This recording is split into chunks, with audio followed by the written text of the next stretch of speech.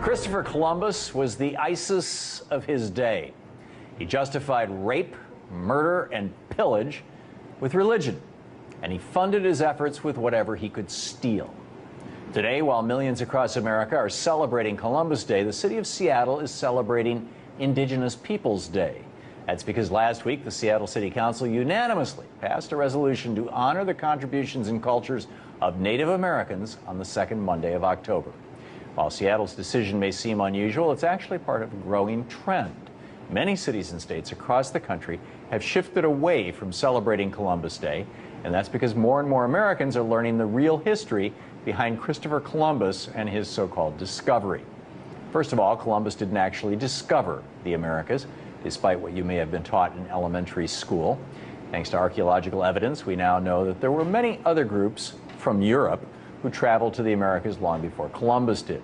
For example, back in the 10th century, the Vikings had settlements in what are now Greenland and Newfoundland. And DNA evidence proves that Polynesians came to South America almost a century before Columbus sailed the ocean blue. So Columbus's discovery of the Americas really wasn't a discovery at all. But enough about the discovery. Let's talk about the man himself and what he did to the indigenous people who he found when he arrived in the New World. When Columbus set sail in 1492, he was on the hunt for gold to bring back to Europe, and eventually landed on an island known as Hispaniola, which today is the home of the Dominican Republic and Haiti. Unfortunately, Columbus didn't discover much gold on Hispaniola, but he did find something as good as it, if not better: human beings, people. And Columbus thought that the indigenous people that he discovered would make great slaves. When Columbus discovered the Taino indigenous people of Hispaniola, he wrote back to the Spanish monarchs funding his voyage, saying that they are well built with good bodies and handsome features. They do not bear arms, and they do not know them.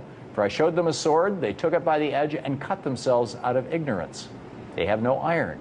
Their spears are made of cane. They would make fine servants.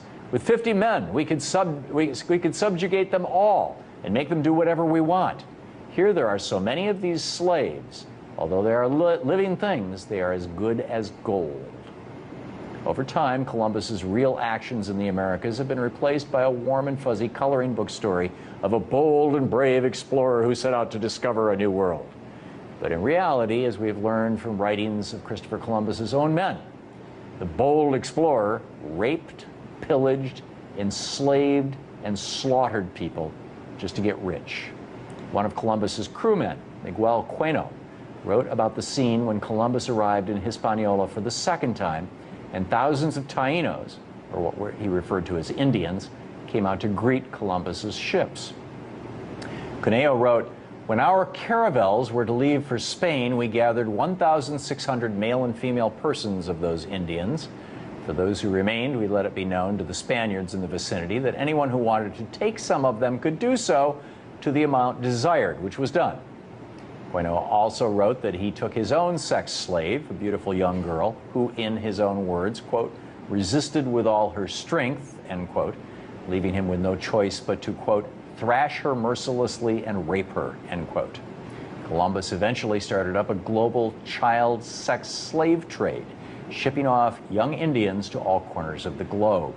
He even bragged about it to a friend in a letter written in 1500, saying that 100 castellanos, it's a Spanish coin, are as easily obtained for a woman as for a farm. And it is very general, and there are plenty of dealers who go about looking for girls. Those from 9 to 10 years old are now in demand. Under Columbus's rule, life for the Taino people became so bad that they resorted to mass suicide.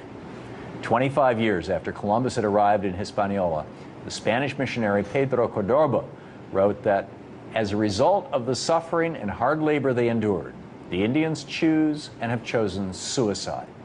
Occasionally, 100 have committed mass suicide. The women, exhausted by labor, have shunned conception and childbirth. Many, when pregnant, have taken something to abort and have aborted. Others, after delivery, have killed their children with their own hands so as not to leave them in such oppressive slavery. Eventually, Columbus resorted to wiping out the Taino altogether. Prior to Columbus's arrival in the New World, Scholars place the population of Haiti, Hispaniola, at around 1.5 to 3 million people.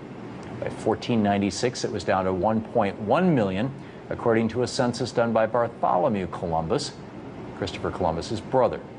By 1516, the indigenous population was at 12,000. And by 1542, fewer than 200 natives were alive on Hispaniola.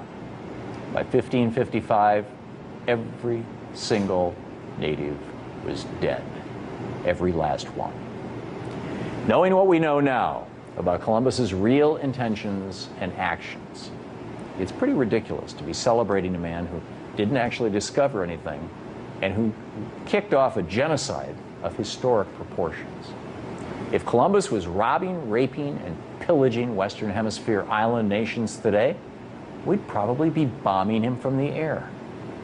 It's time to put the shameful history of Columbus and his enslavement and murder of Native Americans behind us, and instead start celebrating the indigenous peoples who called the Americas home long before Columbus ever set sail.